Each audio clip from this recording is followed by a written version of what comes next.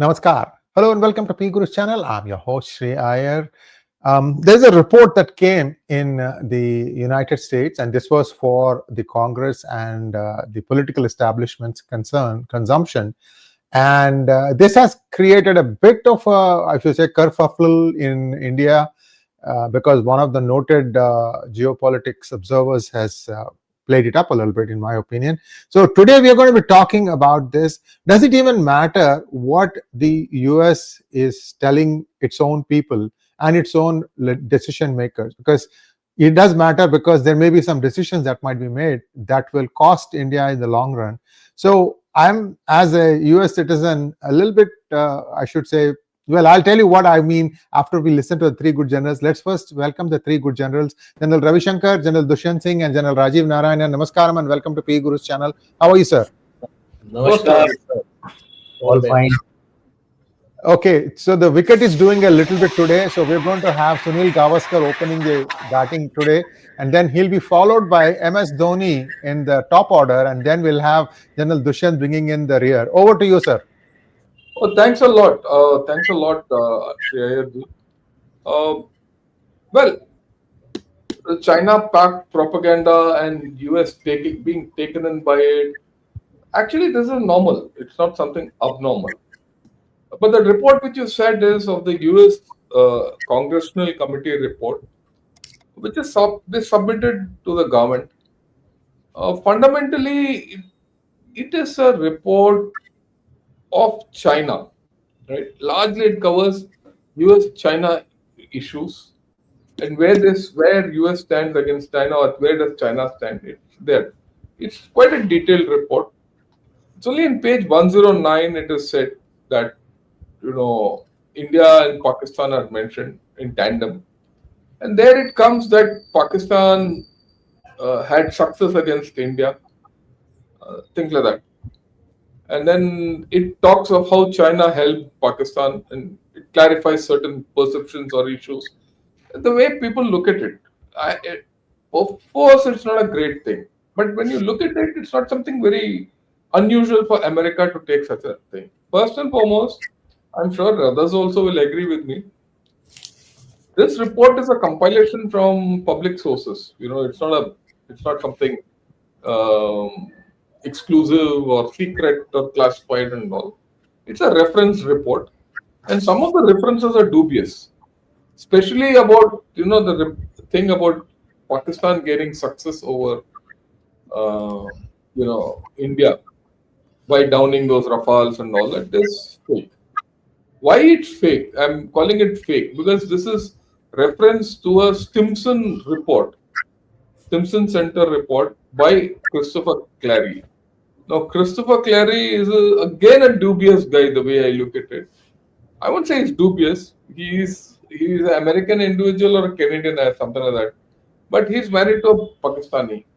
And even during Op Sindoor and beyond that, he will talk all nice, but at the end he will talk against India and in favor of Pakistan. For a long time, I didn't understand this.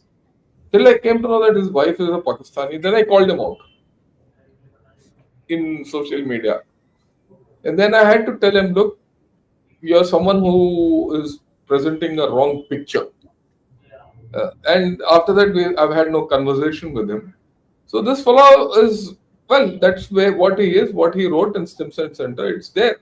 And even that report is not very conclusive. It was written immediately after the thing, and that's the end of the story.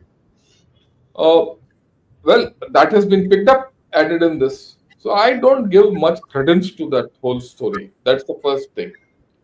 The second thing which I want to bring up, and this is important, is that, every war is analyzed very well. Whether it's the Russia-Ukraine war or the Gaza conflict or South China Sea, you keep analyzing it and getting lessons. The world has to learn lessons. All that.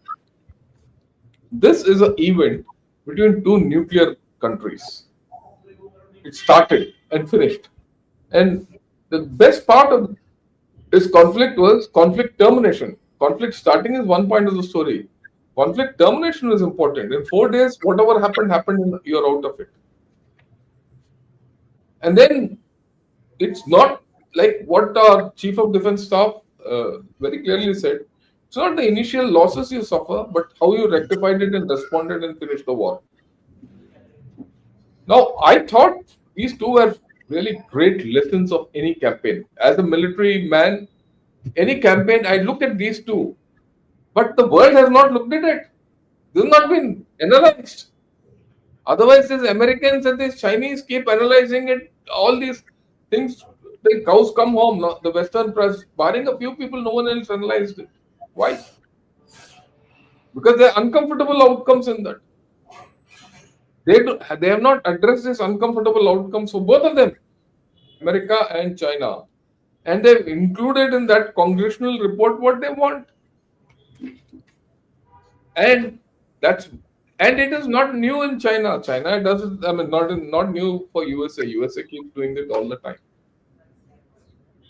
And if you look at it, USA is a country which I feel now in retrospect is a country which has fooled itself. It has fooled itself with China. It has fooled itself with Pakistan. It has a habit of fooling itself. So this report is another, report of fooling itself. So what's so special? Why should we react? But having said that, today morning I was, after a few days, the Bangladesh operation would start. And this is we're in the period of run up to the 1971 Bangladesh ops. And this year I thought, let me go into it in some detail. So I did my first podcast on this about what led to the Bangladesh operations. And I came across something very interesting, which resonates with what's happening today. I mean, that is the point which I want to bring out, and that's what my focus is. That's why I said, before the show started, I'm going to take all of you on a tangent. The report per se has got no value to me. So I have a few slides. You'll understand what I'm talking when I put the slides on. Yeah, please. Look, this is a triangle which is going on from ages. US, Pakistan, China is a triangle. It's not new. They have a relationship far beyond India. That's something which all of us have to understand. And I'll explain it further. Right? And this relationship is based on lies and deceit. Each promising everything to each other and letting each other down. So why are we worried about these three chaps when they talk the way they talk? We might be in a strategic equation with the USA, at least on paper. Okay, on ground, I don't think it survives. But we should understand that lies and deceit are part of the story. And what has happened now is nothing new. Look at this. This is a report of Dawn in 6 December 1971. I chanced upon it. 49 Indian jets downed. 70 years later, you divided by 7 Rafales down. And they said we are winning the war.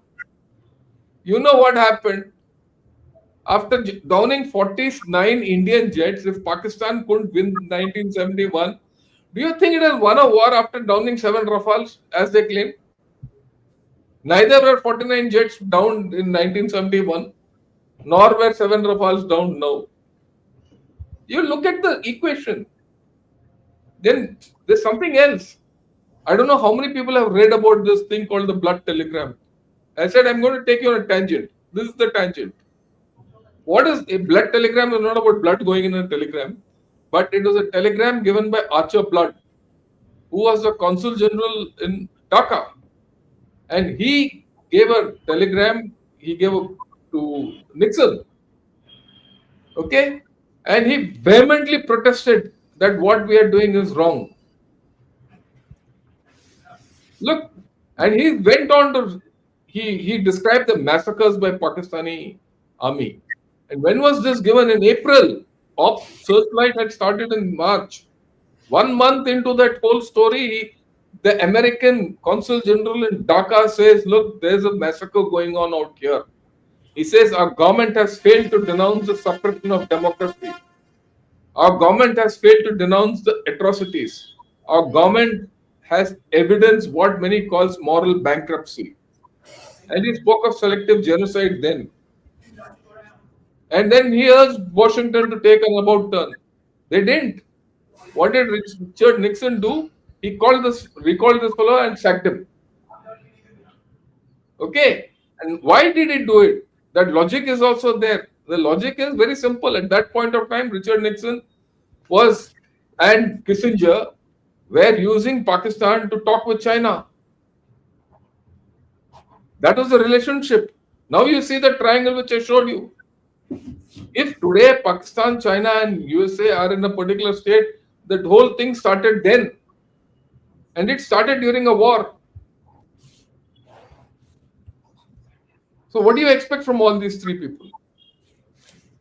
Pahalgam happened. You saw what American reaction was. Even in 49, even in 71, when 49 planes were drowned or downed by Pakistan, the Americans said, "Oh, the Pakistanis are going to win the war." Same thing is now with these lies of 7 planes. Pakistan is winning the war. So what's different? At that, in 71, they sent the 7th Fleet in to save Pakistan. What is Trump doing in a different context? It's the same thing. So this is what I had to say. Yeah, please take the slide off. Thank you. This is the last slide. This is what I had to put across. Like I said, I've taken you off on a tangent. Right? But I had to take you off on a tangent because the similarities between what happened in 71 and now are absolutely the same. It's the same USA, the same China, the same Pakistan. What do you expect from them? This is what I had to say. Back to you. We'll discuss more later. Thank you, General Ravi Shankar. Now, General Rajiv Narayanan, you and I have been talking, we've been working for a few hours since morning for you about this report. So, sir, your opening remarks on this. Okay. So let me first make out that page 109, which is that critical page. While in the first para, he speaks about success and then subsequently contradicts himself. He brought it down to 3, may not be Rafales. Some debris seen through social media reports. And then he contradicts himself by saying that the French intelligence have mentioned, which he quotes there, of the Chinese using disinformation campaign and social media handles, using video gaming and AI generated images to declare successes. That means if everything what he is talking of is a video gaming and AI, then where is the success? Already spoken about that Christopher Clary's report for Stimson, and in that he clarifies at the end, written on May 28th, that this is initial what he could gather from social media. Can you believe it? Making a report from social media, and so that enough data is not available, so some references can be given. So that itself tells you the value of that. I think whoever was making this report, let's be very clear, they also knew that to please someone they had to place that. It doesn't find mention in the executive summary of that chapter. There is nothing. I think they have tried to play up Chinese and PLA equipment everywhere to get a bigger pie of the defense budget. Create a hawa about Chinese equipment and this and that, so that they can at least confirm to the government that this is the problem in this. So the entire report is essentially what? It is the US-China economic and security report. Bulk of the security report revolves around 2 issues. A growing China, Russia, Iran and North Korea axis. This time they have not given any words to the axis. Condoleezza Rice will be getting angry. Axis of evil and other things they used to give earlier. Not done. Very quietly given Indo-Pacific. Only talks of Western Pacific. There is no mention of Indian Ocean region. In the executive summary, there is no mention of India or Pakistan. ASEAN, Taiwan, and Hong Kong find mention. And economic, he looks at the threat and he talks of Made in China 2025 and how the global supply chains are being affected, where China is weaponizing the geoeconomics and doing various things, and a summary of what they need to do.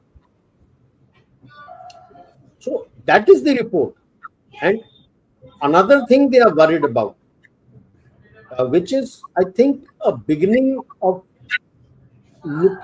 By the way, this congressional report of China, it has been started as of 2000, cleared by the Senate, and this commission has been created in 2000. Remember, at that time, China had not yet entered the WTO. This we must remember. When he is talking of pharma, two things he is most worried about the sourcing of API and KSM, key source materials. And he says these are coming from China or routed via India. And he claims that there are some of them made by China in India. And he is worried that he doesn't want India also to be in the loop. So it doesn't find mentioned in the executive summary, it is there in the report. So I think in the trade negotiations, these issues might find a play when we push for more pharma. I'll stop here and then we can take it. Thank you so much, General Rajiv Narayanan. General Dushyant Singh, deck is yours, sir. And I think you have a presentation today, or you don't? I have a small little 3-4 slide presentation. Okay. And I'll run that. Yeah. So basically, I think major issues have already been covered by General Rajiv Narayanan, and General Shankar has given a comparison with what all has happened in the 71 war, which actually it's a reinforcement of the character of relationship between India, China, Pakistan, and US. So whether that is replaying is something which we need to analyze and confirm. To my mind, it is replaying, and you can connect various dots for that. Simultaneous interest in Pakistan, both by China and US. You find China not speaking so vehemently against Pakistan if there is a deal on rare earth, if there is a deal on cryptocurrency. Similarly, if Pakistan is going to the US for begging for economic help or begging for more defense equipment or upgradation of its F-16s, I think there seems to be some kind of a tacit agreement between these three actors, the triangle which he showed. And to back it up, I will just show you 3 slides or 4 slides which actually reinforce the deep nexus. The entire war seems to, not war, it is not a war actually. The entire conflict of 88 hours was being very closely monitored by the Chinese. So if you go to the next issue, here is one tweet which I would like you all to focus upon. It was in the Chinese social media on India attacks Pakistan. Several hashtags, related to India-Pakistan conflict began trending, including reports that Pakistan had shot down 6 Indian aircraft. Pakistani authorities also claimed the country had been struck by Indian missiles. So what I'm saying is that the hashtag Pakistan shoots down 6 Indian fighter jets were actually being played out in China. And it was China which was actually throwing it out into the international environment. For example, the first tweet had almost 43.559 million and discussions over 130,000, 95 media outlets. Similarly, Pakistan shoots down 6 Indian fighter jets, 20.53 million discussions over 3,369 comments, and 42 media outlets uploaded this to the Weibo. If you look at the the characteristics of this, you'll find All of these were surging at a very unusual time in the night. In the day when this particular tweet was taken out, it was around 800 or so. From there, it slowly rose to 8.58. But by the time you got up in the morning, this tweet had gone down to almost 50 million or 48 million. How come in such a short span you may try your level best? Humans can't actually spread it to such a large quantity. So therefore, obviously, technology of Chinese was being backed into the social media war. The second thing which you find very clearly in this is the 50 cent army was being actually geared and galvanized as though the war is of China and not of Pakistan. So whatever China may say that it was not part of the, I mean, it was not taking part in the conflict. I think it was very actively handling the non-kinetic element of Pakistan, and that is where we need to realize that this nexus needs to be taken care of in our next round. Coordinated media actions were taking place. Beijing daily was monitoring. They were monitoring as moderators. It's like an anchor orchestrating the war, and the Chinese media was actually monitoring the Pakistani media also, and also the Chinese media, and how it was being played out on TikTok in the US. I have discussed that in the past, so I won't repeat those things. So it was a multi-pronged attack, and it was being backed by the lobbyists. Now that is a point which I would like to connect here with the report, the US Congressional report. You see, to me, it looks like first of all, it was an amateur report written by an amateur. I mean, you could straight away say that not even those young researchers would write a report like this for a congressional committee. I think this is something which we need to analyze. So therefore, besides being amateur, it was also very, very childish. So either it is a planned thing, or it is a galti ho gaya types. Jaldi jaldi banana tha, so somebody wrote like that.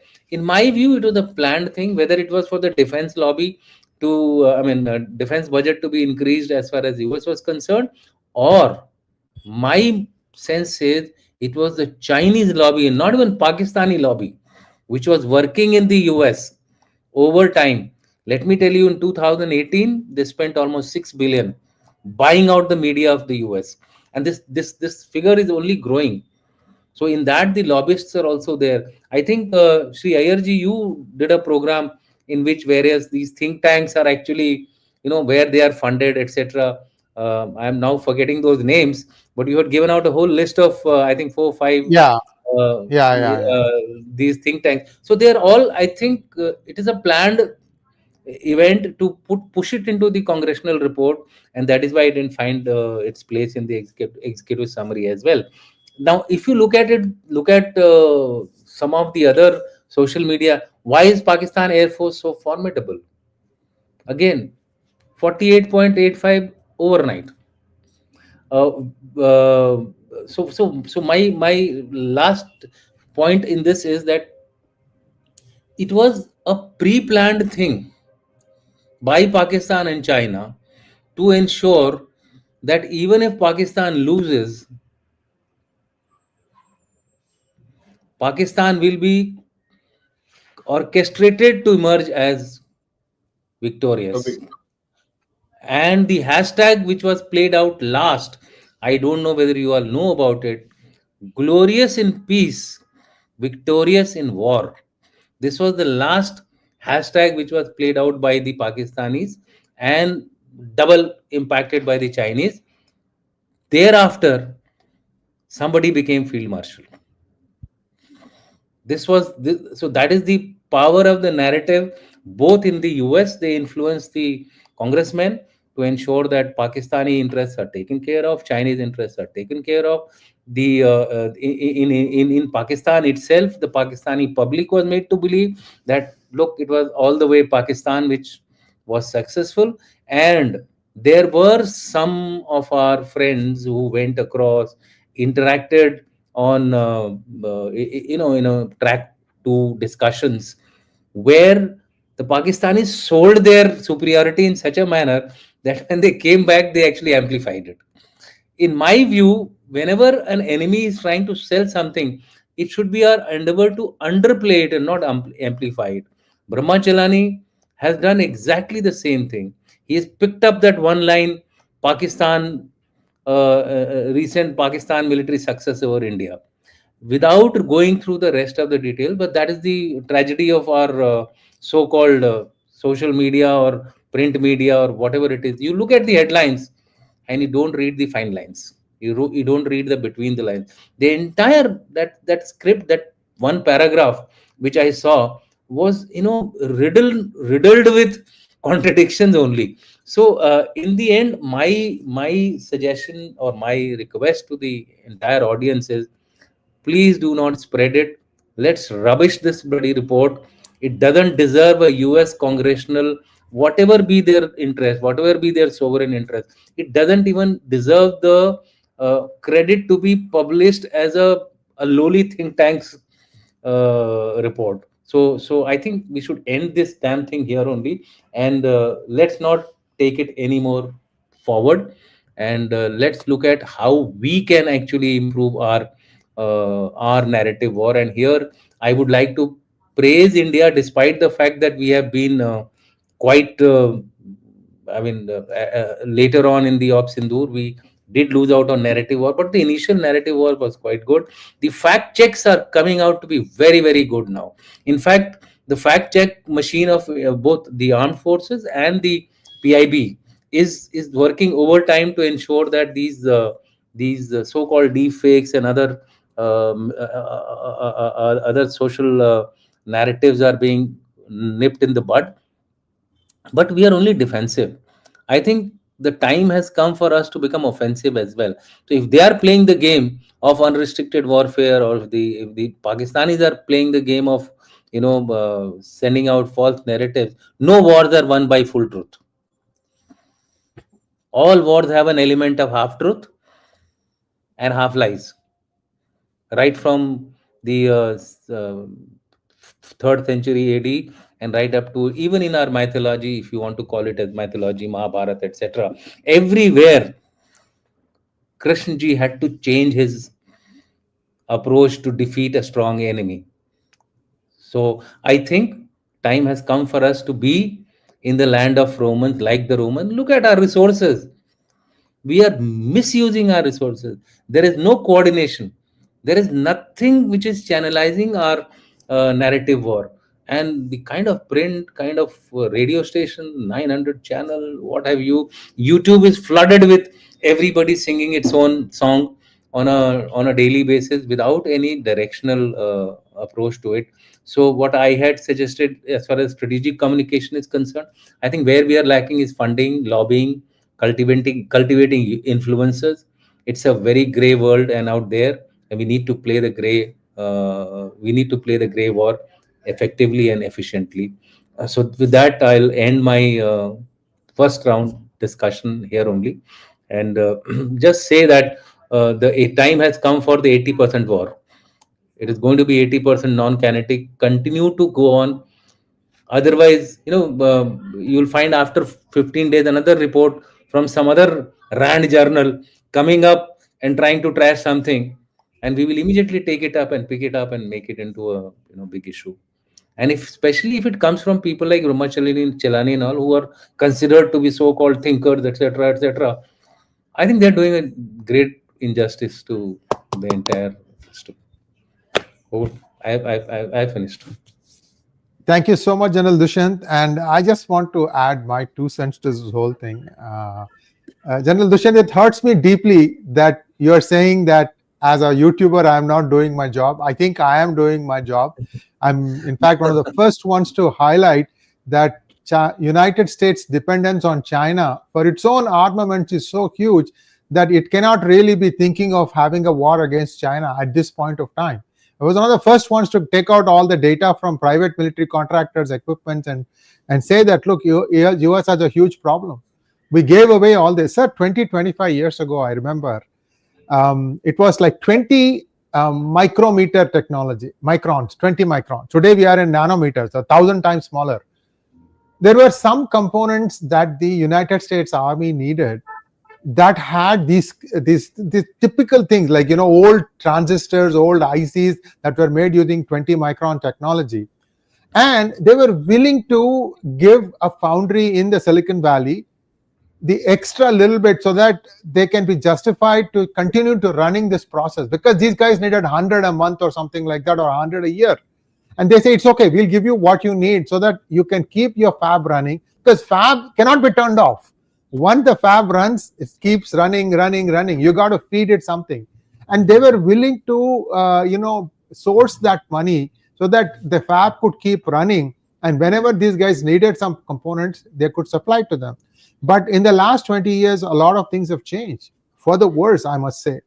And this whole thing about US climbing down, I had done a program, October 9th and 10th, how the US Treasury got a huge hit. And then suddenly, you saw Trump changing the tune. And now I had made a lot of noise about H1B that, I had to counter the MAGA or the extremist elements of MAGA. I told them, look, this is not what you are thinking is happening. And watch what happened 2 days ago. Trump said that we do need H1Bs. It's a different matter that he still has that 100K per applicant. See, there are some things that went wrong. I don't deny that. And so some correction is going to happen. Somewhere in the middle, we are going to find middle ground.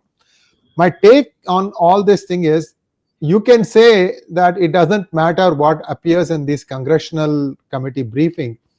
745 pages is this report, gentlemen. 745 pages and multiple chapters, multiple sections, and so on and so forth.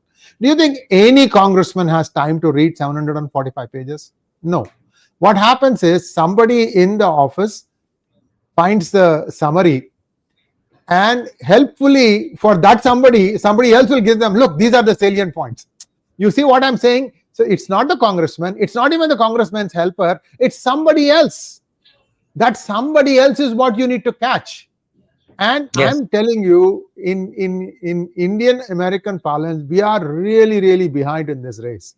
And yes, Rajiv Malhotra told me on a hangout that 88 Pakistani Americans are in the current Trump think tank, the global body that is making all the decisions. Only one Indian American, and that one Indian American is more American than an Indian American. Indian American. So this is what we are dealing with. Be that as it may, what are we going to? Yeah, sir. I was not telling anything against you. What I said was in generic terms. Don't take it personal. No, what I'm saying is that the congressmen have 30-40 of these researchers with them, always roaming around. I've been in the US, so I went through few of these congressmen. So I saw, what are you guys doing? So we are researchers of the congressmen. So it is these guys who are actually giving him the inputs. So whatever inputs they give to the congressman, he's going to speak on that. So that is why I said the lobbying thing has to be actually done, more of investment by India, not by the US. Why is US interested? It's the Indian government or Indian Information War Department, which has to now start investing not only in the US but all other places where if you want our narratives to go ahead. Otherwise people who are investing in it, they are getting their narrative into the right places, whether it is Congressional report or whether it is a RAND report. How many in Naval Postgraduate School I was studying there is a person who has been embedded not from now. He has been embedded from the last 30-40 years, Firoz Khan. Every time there is any program on nuclear issue, he calls Kidwai, what is his name, that Pakistani General Sahab, who looks after the who has been their nuclear expert. Unke saath ek program karta hai, and he manages to influence the local national security department of the US. That kind of approach we are not having. We sent somebody this there. Is the author of sir, this is the author of Eating Grass, right? Yes. Firoz Khan? Yes. Firoz Khan, he's in the NPS. Imagine his guts. He writes a book on Kargil with an Indian author. And that too, an Indian author, a Fauji, Lieutenant Colonel Saab. Why? Well, you know why. So what I'm trying to say, credibility, right? Yeah, this embedding the cleverness of the resources which they have deployed in the US. I think they've gone with a plan. Whether their country is going to dumps, that's a different issue. But on certain issues, they know they are, I think, working good to ensure that they survive. And by they, I mean the military, not even the Pakistani public as such. It's the military which is playing all these games wherever you go.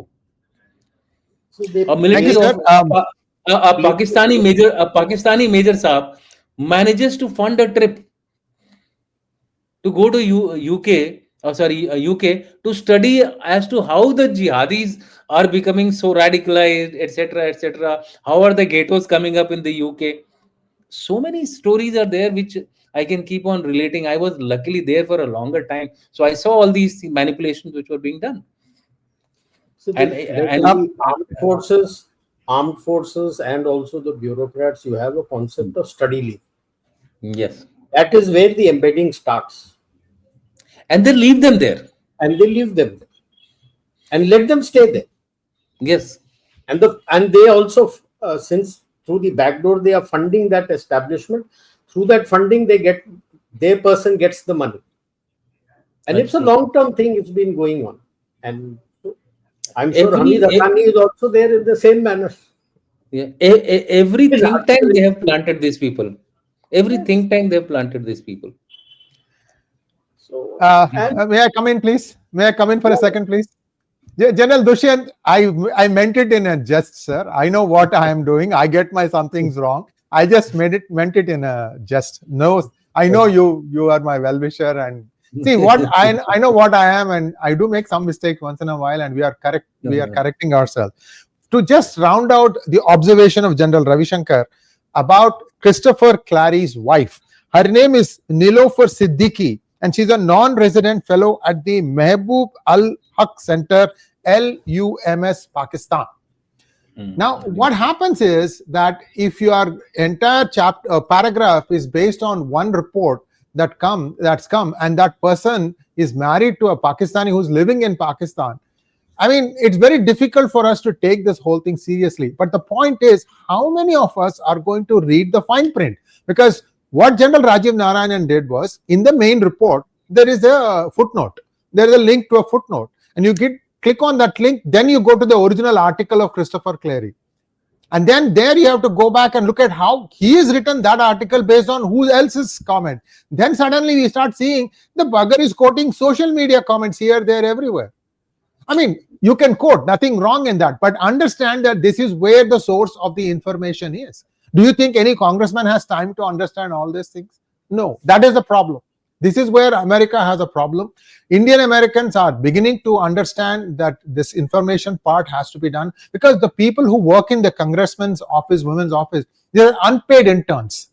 Yes. Unpaid intern. That means somebody needs to take care of even basic. Supposing you are 4 people living in an apartment, somebody has to pay the rent, somebody has to give some money for them for upkeep to be able to travel to the office and come back. There is a certain amount of thing involved.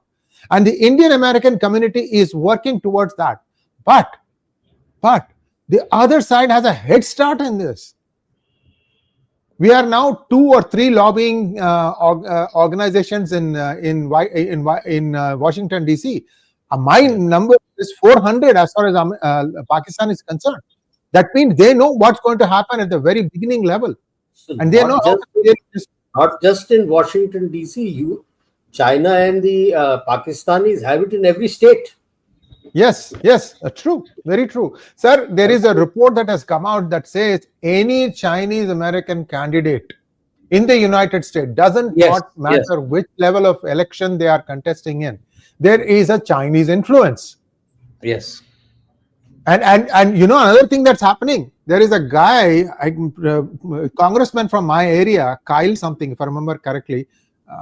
Anyway, this guy was caught with his pants down with a Chinese spy. Her name was Fang Fang. And she also had, I mean, the FBI caught her on video with many mayors in many cities. Suddenly she disappeared. But now this guy wants to run for president. He's a Democrat. Nancy Pelosi's Shishya. So is Gavin Newsom. But my point I'm trying to say is, this thing is, for lack of better word, 6 letters starting with F. Let's get back to General Ravi Shankar. Sir, would you like to add to that, and then we can go to questions now? Look,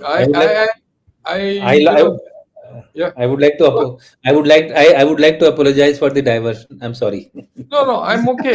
See, the fact is, you might like to say that our system is good, bad, ugly. We need to reform, there's no doubt about it. We also have to understand that, look, you are up against a system which is embedded. This triangle of Pakistan, China, and USA, that's why I said I went back to 1971 to give you that equation today. They're up against it. Yes. What is interesting for me in this whole story, no one would have noticed it. After this is just one sentence uh, in 240, 50 pages. The only sentence against India is this.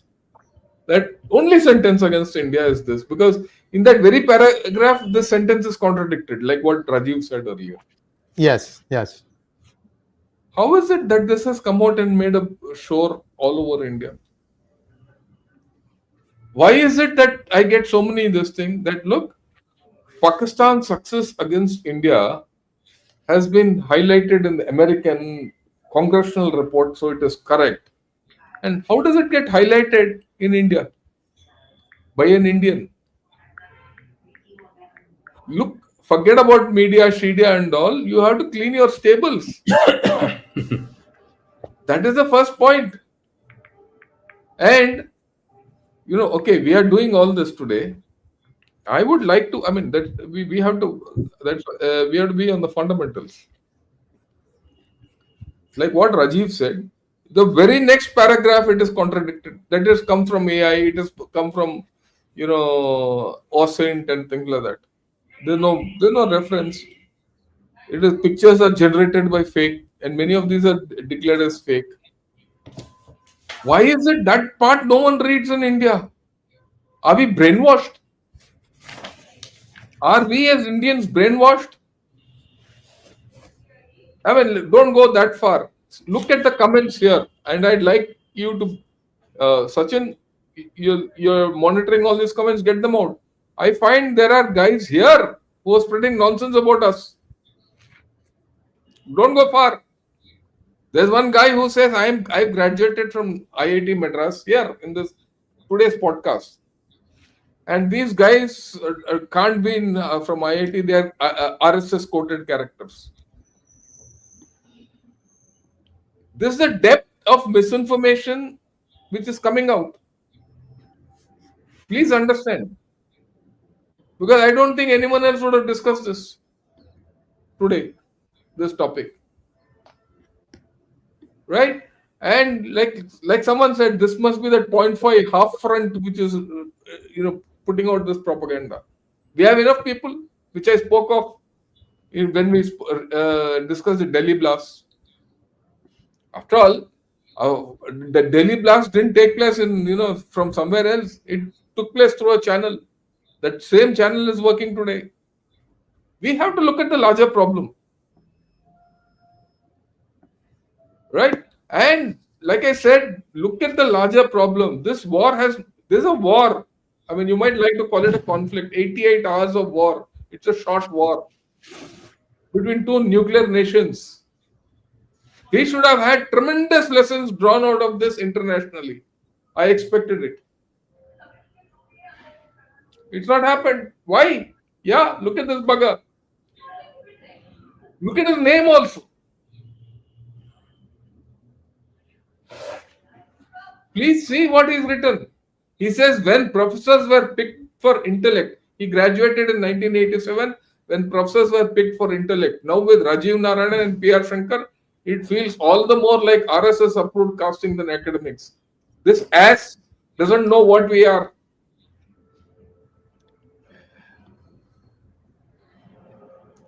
You see, the point is we have to look within ourselves. I've always maintained, don't look at America, don't look at USA, don't look at Pakistan, don't look at China. Look within ourselves. Your strength you have to find ourselves.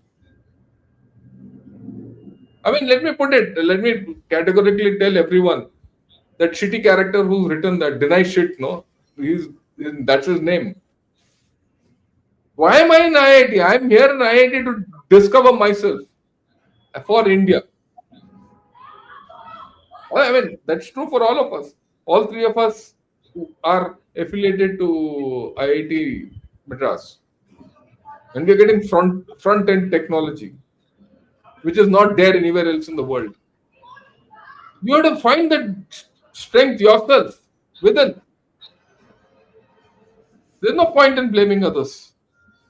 There's no doubt in my mind that you need your own, machinery which can put out narratives. And like what General Dushan said, you have the best system available. You have a complete Ministry of Information and Broadcasting. And no other country would have probably had it, and you still don't broadcast. So let's look at it ourselves. I mean, I have no this thing to think of what USA is doing or not. It's their baby. Let them do what they want. Right? If the US Congress report is to be based on reports by unpaid interns and idiots, all the best. The next thing, which we have not discussed, what good is this report all about? What will it serve? Whose purpose is it serving? Right? So I think we need to do a holistic thinking, one, on this entire issue. And the second thing, which I get back, that triangle of Pakistan, China, and USA will continue. It reinforces the point which I've been saying off late. We don't have a strategic relationship with USA anymore. Let's start from that premise and let's start learning how to stand on our own. It's going to be difficult. I mean, you need a relationship with them, but it will not be strategic. Equally, you need a relationship with China if you want to grow. Right? There's a push-pull between India and China, which is going on at this point of time. And you need their investment, you need some technology from them. There are dangers in that. And you have to deal with this Pakistan. The same Pakistan who says 49 jets 50 years back, today will say 7 jets, tomorrow it will say 700 jets. This story will continue. And this is compounded by Bangladesh, an ungrateful nation. So I think we have to look at it, I won't say de novo, but I think one of the things, a major lesson which comes out of Op Sindoor is not the fact that whether you won the war or not, it's how well you have told the story. The people who have won wars are the guys who are telling good stories. Whether that story is right or not is not the issue. And you are trying to say, I am fighting a righteous war. There's nothing righteous about war. I think the faster we start thinking of this, the better we will be. I mean, I'm getting back to track as to where we have to head. Right? That's all I have to say. Back to you, Shreyaji. Thank you so much. General Rajiv, your comments, and then I have one question for you, sir. So before I hand off to General Dushyant, I'll ask that question. Over to you, General Rajiv. Yeah. In fact, General Dushyant had asked me to write a chapter on strategic communication in the book that was published by Claus on Op Sindoor. And what General Shankar is saying and what Dushyant is saying, and put it there in that chapter. That it has to come top down, and how a rough structure and other things I had given on Department of Strategic Communication and how to go about it, what to do, taking leave from how the others are doing, in what manner they are doing, and what all we should be doing and how we should be doing. I hope something comes out of that, because unless you do that, you will always be playing catch in the narrative. And in the coming wars, it is the one who is first with his narrative out. It becomes very difficult, because when every side is buying of people all over the globe, it becomes very difficult for you to win the narrative. It's one thing to say that the Guardian and WAPO and New York Times are like this. Why haven't you bought them off? Who's stopping you? Why haven't you placed your people there? Who's stopping you? This is not a world for crybabies. Oh, this is wrong. Yes, okay, this is wrong. If you're not able to buy WAPO or NYT or the Guardian, why not buy somebody else who gives out your reports and which has good this thing? And in one which I missed out in that chapter, what stops the government for running their own 50-cent army? Why don't you have your own Wu Mao? What's the point in crying that the other chap is doing it? What stops you from doing it? Do it. None of this, and as far as, like I said in my opening remarks, the Congressional report people who are compiling it also knew this is foolish. So it does not find anything in the executive summary. So any of these people who are going to help that congressman, they're doing multiple duties, are going to take the executive summary compile the executive summaries from each of the chapter and make out bullet points and give it to him. This is nowhere in the executive summary. Zero. What we need to look at, the Quad heads of state is not taking place. And in their version for Indo-Pacific, they're only looking at Western Pacific. That should be a matter of concern for us. That he's only looking at ASEAN, he's looking at Taiwan, he's looking at Hong Kong, and even Japan and South Korea should be worried. He's not looking at Japan and South Korea. So these are certainly larger issues that we need to. And I'll stick my neck out. I wonder how many people have been paid to tap just that one line. On page 109, just one line paid the people to run that. Absolutely. Thank you, sir. I have a question for you. This is a defense lingo. I want a little bit clarity. What are crashed drop tanks? When you want extended ranges or long duration, outside you have drop tanks. Since it reduces its load for taking G and other things, you first use that. You first use that and drop it. That's why it is drop tank, and so it falls down and crashes. And most of the debris that initially they were showing on social media was drop tanks. Since you want to stay in air for long, first feed is from the drop tank, drop it, and that's why it's called drop tanks. Drop it and then you're. That's what it is. And Thank you, sir. Two of the drones, or Banshee drones or something, two of them. Yeah. It enhances the agility of the aircraft to run away from any kind of a threat. So that is why these initial all up load is initially high, and then they make it lesser as the fight progresses.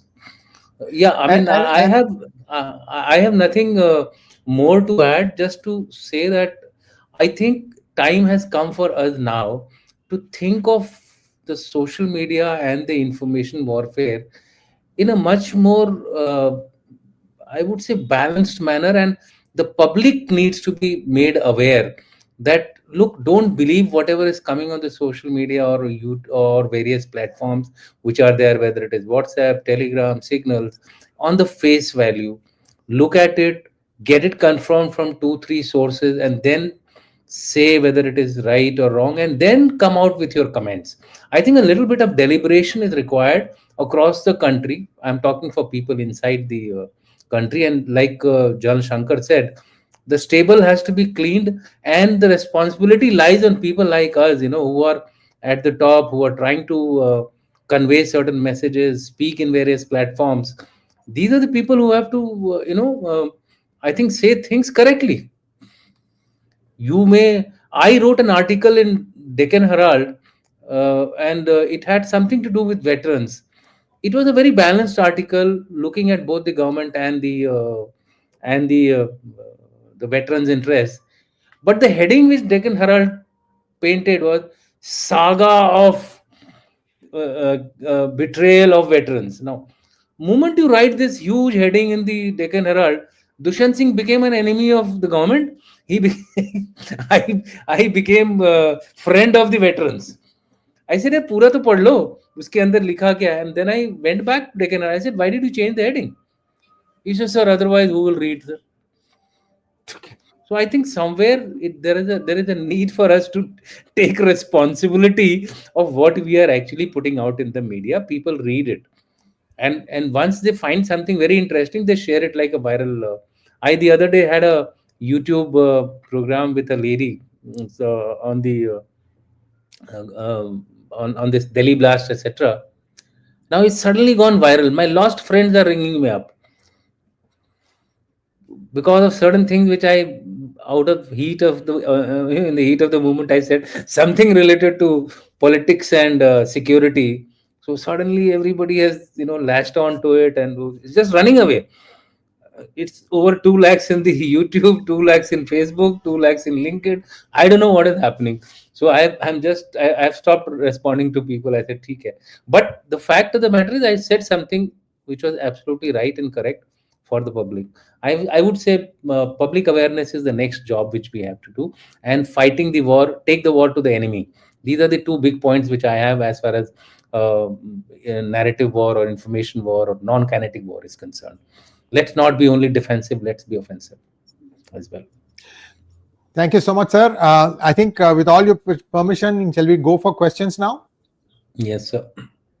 Thank you so much. Let's take the questions, please. Akash Tadani wants to know, the USA, Europe, Pak, China propaganda is an echo chamber. It has its strict tenets. Only approved narratives are permitted to exist and propagate in their spheres of influence. Your view, General Shankar. Yeah, I think they are completely echo chambers of each other. Right? What suits them will come, what doesn't suit them will not come. You see, in this case, I must also clarify, which we not got around to that. In this case, Pakistan victory over India is a narrative which suited the West. It suited the Americans, it suited Chinese. Though Chinese were doing all the hard work, it suited the Chinese Americans very well. Because then we won't go in for Rafale. After all, it's more a game of money. So I think we have to be clear about these issues, and we should understand this and behave accordingly. Yeah, thank you. Thank you, sir. Next question. This is for Rajiv Narayananji.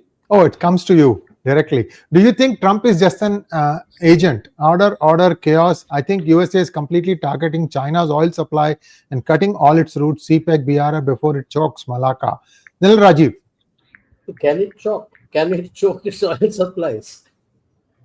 Has it been able to choke? I don't think so. I don't think US has even the capacity to do that. There's pipelines which run from Iran for him. There's pipelines which run from Russia for him. How are you going to choke those things? Can you choke Malacca when 80%, 70% of the global trade goes through it? How do you choke it? Can you stop ships in international water and stop stopping it? Let's be very clear on all these issues. 70% of the global trade passes through Malacca Straits. So how do you choke that? That means you're choking everybody else in the world. See, CPEC BRI in any case had to fail. When you are, nobody had to do anything. CPEC BRI had to fail. When you're going to do things based on making the other country a debtor, obviously it will fail. And where has it gone through? CPEC and BRI. CPEC, it goes through a least developed country today in the world, LDC, used to be called in our days. Okay. And BRI is also going through such countries who can't pay back anything. And Chinese economy is floundering because of that. So these are lot of things. Every US president, every congressman, by the way, is just a front. Let's be very clear about it. There are many other people behind him who have funded him, who are pulling the strings. So think about it. Trump has been placed there. He's trying to do order, chaos. That is his way of functioning. He thought he will go that way because the Republican Hudson Institute gave him that booklet of tariff war. And 2 chapters, he took Navarro's chapter and he went there. And obviously there is chaos. Chaos where? Chaos within USA today. I stopped. Thank you so much, sir. Next question, please. Uniman, thank you so much for your donation. And this is for General Dushyant. Chinese and Pakis have started claiming Indian culture as their own. There is one centralized effort to remove India's history. Oh, really? I don't know whether where it is, but one thing which I can tell you very surely, that India is on the rise. Its heft is increasing. It's the fourth largest economy. So if you think that we are going to be allowed to run away with the current progress which we are making, I think you're sadly mistaken. We will have to face more challenges, and we have to be ready for those. So I think the short answer for this is this. Culture, as far as the Indian cultural heritage is concerned, मेरे दिमाग में सिर्फ एक ही सवाल एक ही ख्याल आता है, खुद ही को कर बुलंद इतना कि खुदा बंदे से पूछे बता तेरी रजा क्या है, और फॉर दैट मैटर कि कुछ हस्ती है कुछ हमारी ऐसी मिट गए जहां से रोमा और मिस्र, कुछ हस्ती है हमारी की दौरे जहां हमारा, you know, those are the core strength of the Indian culture. It just cannot be wiped away by these Chinese and the Pakis. They will get submerged in us. The history of India is that whosoever has come to India has got submerged into India ultimately, if he has stayed here. Next question, General Ravi Shankar. Question for any general. Restarting Bangladesh mess is lose, lose, lose everywhere. Nobody wins except mercenaries and criminals. Are the lunatics in charge of the asylum worldwide under current US administration? Thanks. Look, this is a very complicated question. One can't answer it like that. Bangladesh is today morning I said, Bangladesh is a country which has neglected its history. It's revising its history. It wants to forget its history. It's starting a new history. Remember, any country which doesn't respect its history has no future. That's what Bangladesh is. And many of these countries who want to steal your history also don't have a future because it's not their history. Okay? I mean, we know that Pakistanis always call themselves Indians outside India. That's the way they steal our thing. Today, China starts saying, Buddhism originated in China. It's a Chinese religion. So these things will happen. Don't worry. Okay? So just leave it at that. I think I've answered your larger question. Yeah. US, Next forget one, it. They don't have, their history is limited. Huh? After all, their history is a gory history also. Remember that. There's a history where they've completely exterminated the original inhabitants of this land and put them in reservations. Even today. Yeah. Thank you, sir. This is for General Rajiv. General Rajiv, before I read the question for you, I wanted all of us to watch this thing on Netflix that just dropped, Death by Lightning. It is a story of the 20th United States President. His name was James Garfield. 1880. Do watch it because it tells you that even at that time, 145 years ago, there was a huge amount of influence on who does whose bidding. Just watch it. It's fascinating viewing. Sir, General Rajiv Narayan, this question for you, sir. Kindly guide us what we want to contribute to India's InfoWar effort. Teach us how to verify and amplify truth. Stage strategies to counter misinformation and promote national interest. General Rajiv. Very simple. Anything which comes out like what General Dushyant had mentioned, that check and verify, go to the source. Like, I'll give you an example. The audio deep fake had come about our chief making certain statements. So go to the source of what the chief had said, you'll get to know. And the PIB and the Army ADGPI was very quick on the draw and it came out as fake. So then you contribute and amplify and make sure in your group and other groups it starts going that this is the fake, and start what you should do is not just telling that it is fake, tag the person who has said it. Yeah. When you tag the person, everybody gets to know, and then you put it there. Be careful of what he says next time. Next the one, tagging please. is important. Yeah. I would like to add here. This program was broadcasted 2 days back, where the the chief was in conversation with Sweta Singh, and in my welcome address I had said that look, even before we end this program, a deep fake of this particular video will come out.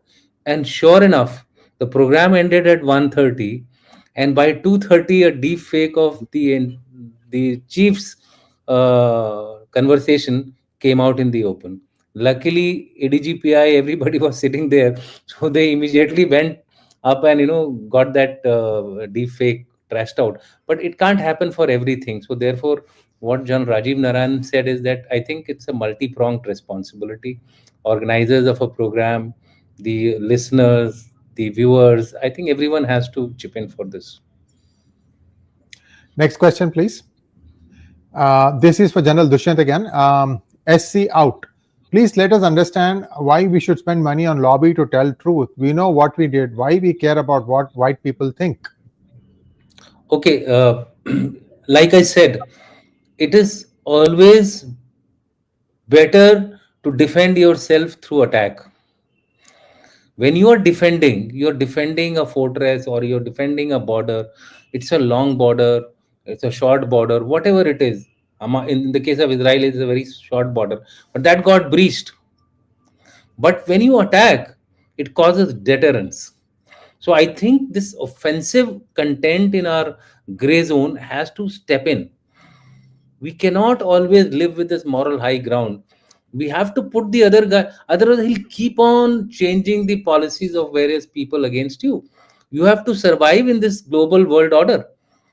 So if people start going against you, if every day you start having statements coming which are not in favor of India, then probably you'll be thrown out of the big groupings, etc. Or even if you're not thrown out, you'll be ignored. So I think in overall interest, it is better for us to, in the land of Roman, be like Romans. I mean, that's as simple as that. Next one, please.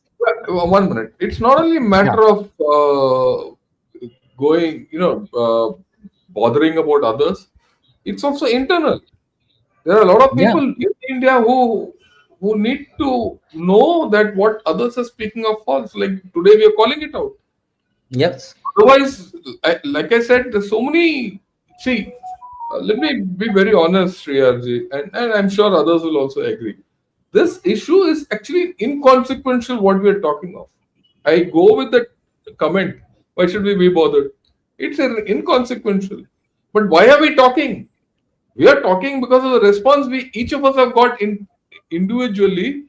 Oh, has India lost? Now this has come in that document. Right? Why has it come into the document? Because of fake news? Because of biased news? Because of someone? So these things are happening. It's a matter of building internal strength. Why are we coming here speaking three different things? Why are so many people listening to us? To get the confidence that we are doing the right thing or the wrong thing. Right? That is why it is required. Yeah, if you're very strong, if you are not going to be bothered about what others are saying, be strong. Very strong. We are not that strong as it. Thank you. Thank you, sir. Next question. General, this is for you, General Shankar. Amitesh 888. To be honest, many Indians want Western countries certification. This is the problem. Your views? Well, that's a fact. Yeah. Mental colonization. Yeah, it's mental colonization. Exactly. Right. Yeah, you're colonized. Amitesh, you yourself are colonized here because you ask such questions. Why should I go that far? Because I now know many people are asking questions. I know the way they ask questions. Okay. Next one, please. That's how it is.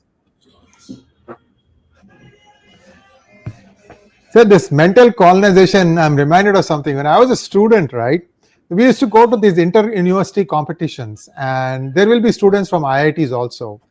And I used to hear IIT Madras guys talking about going to Wales. Where is this Wales?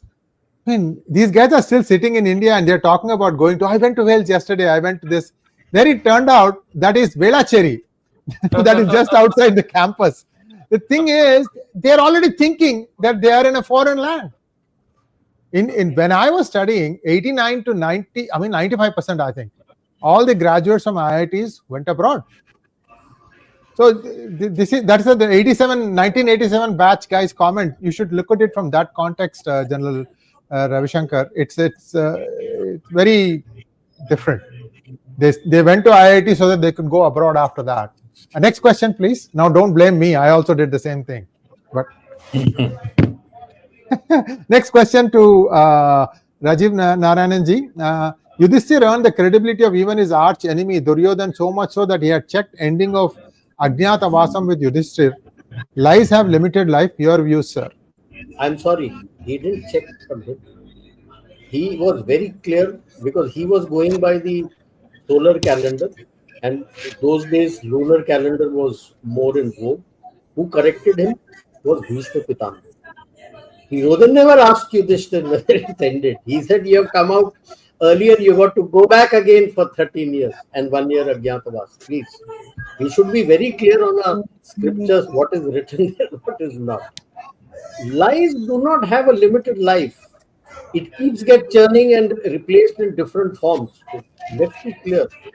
Words spoken, it has a life, it never goes. That is what our scriptures also take, and that's why they say that be careful of what you say, and when you say, to whom you say, in what language you say, and how you say. Because that stays, and it comes packaged in different ways. To say lies have a limited life, I may have stamped the fake news. 10 years down the line, that old fake news will come again. How many of you will remember that it was given fake? So that is why we keep saying that you have to have your narrative and run your own bots and run whatever you have, so that floods. Thank you so much, sir. A lot of stuff that came out today, very useful, and as always, a pleasure having you three gentlemen on our channel. And this came live to you from 3 different channels. Hopefully, you watched it wherever you are. Do subscribe to that channel and to the other 2 channels also. Thank you once again, gentlemen. Namaskar. Looking forward for next Thursday. Namaskar. Namaskar.